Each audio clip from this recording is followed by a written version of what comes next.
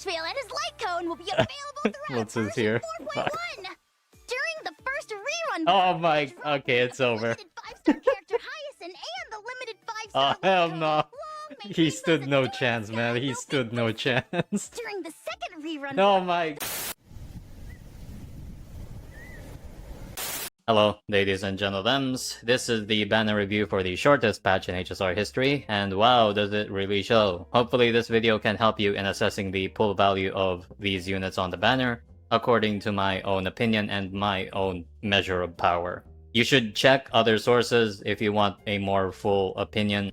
You know, I'm not infallible, so go and check out other content creators for their opinions, as always. So yeah, anyway, let's get on to this video.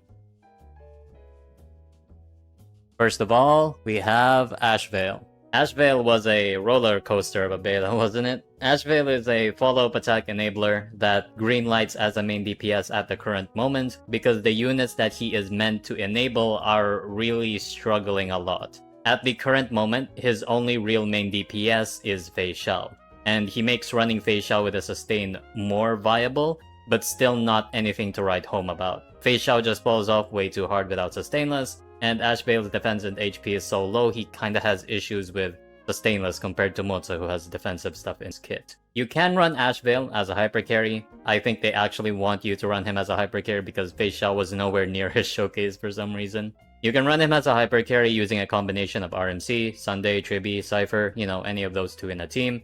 But the unfortunate reality is that not only are his numbers not that impressive, but his synergies are really not that good. Team cores like Cypher and Tribi fit in every team, but it's obviously just a worse core than something more tailor-made for a specific part of a character's kit, like, let's say, Break, DOT, it's the Redra, Yao Guang, or Cyrene teams. Ashveil also just doesn't have anything special as a carry. In terms of attack frequency, he's worse than Aglaya.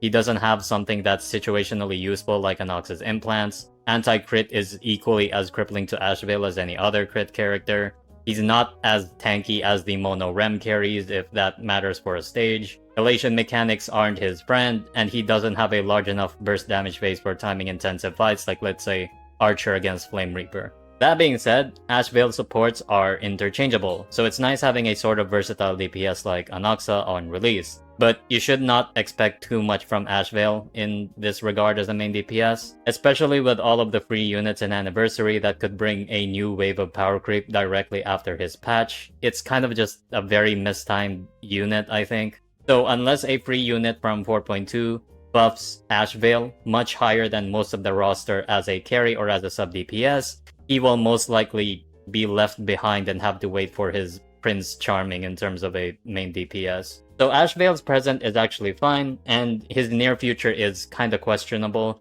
So what should you pull this unit for? What else could you bet on? Well, his far future. According to the 100% reliability track record Dreamweaver, or as I would like to call a plant, Ashveil will not get his main DPS for some time. Assuming this is true, you are basically playing Future Rail by investing into him right now in this banner. Well, here's the issue with Future Rail in Ashveil. HSR meta goes by pretty fast, especially around Anniversary. The meta before and after 3.2 is almost unrecognizable. So assuming this time that Ashveil has to wait for his main DPS is at least 6 months, a lot of things could happen. We can be assured that Ashveil will be the best since he's so specific, but just by how much he's better compared to the other options that might come out is not a guarantee. They can easily release another generic support that is only a single digit worth of damage difference and has more teams, like a stronger Tribi, and Ashveil's value would be down in the dirt at that point. Even now, we see characters like Black Swan having an unbelievable amount of generalist amp despite being a better DPS than Ashveil. Even if Ashveil ends up the best in a team by a decent margin, he will most likely rerun near his main DPS anyway. Also, I really doubt this will be the case since Ashveil doesn't seem to have an extreme part of his kit like this, but just as a hypothetical, let's say Ashveil doesn't get his rerun, and his main DPS becomes completely bricked on release without some part of Ashveil's kit that does not exist in another support. Now you might say that Ashveil is actually valuable because of this possibility. Well, would this main DPS even be worth it if this was their power level? Not being able to clear on release as a main DPS without a sub DPS is very discouraging, and that's kind of why they do package deals so close together anyway. So if you do believe that ashveil is going to be better later for a broken main DPS, in all scenarios, you kinda just wait for his main DPS as the best option instead of investing now. It is what it is. ashveil is fine right now, not really useless or broken.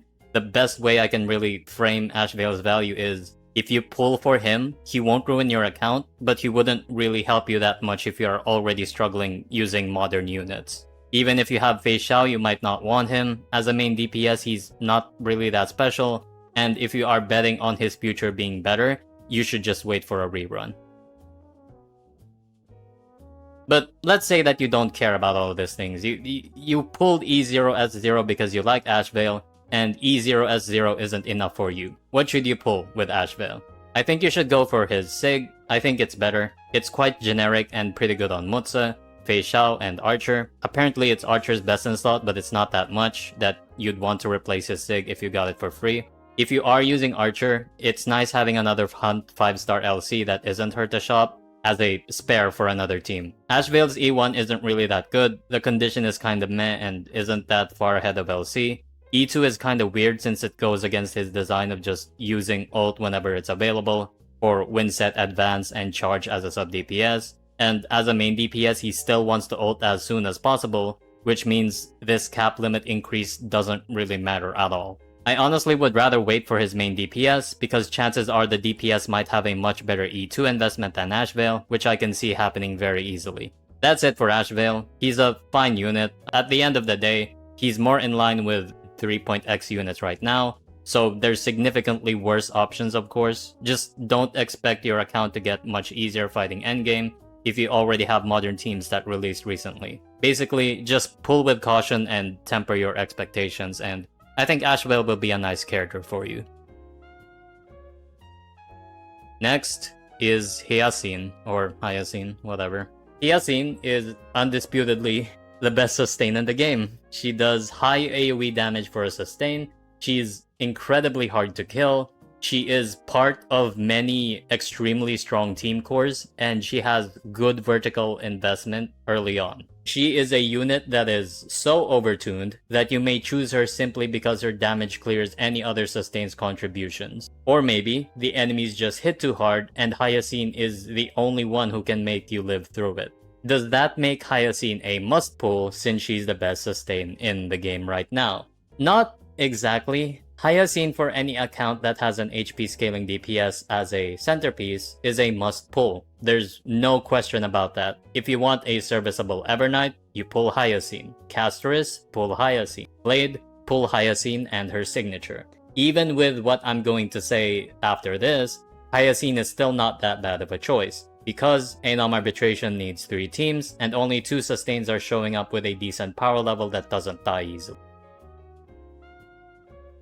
Why wouldn't you pull hyacine then? Huohuo Nova Flare is coming. The 4.2 beta will play out throughout the entire phase of hyacine's banner, and we can get full context if Huohuo's power level matches hyacine. In the case that it does match hyacine's power level with a different team, if you don't have those HP scaling DPS like Castris or Everknight, then hyacine might be a skip, especially if you're running at least one sustainless heavy comp like Break and Fine on. And especially if you're running teams that Huohuo with Nova Flare would be much better at, like let's say Mono Elation. In the case that Huohuo doesn't live up to the expectations, then hyacine is still a fine choice, since 3 teams for Anomaly Arbitration can be tricky.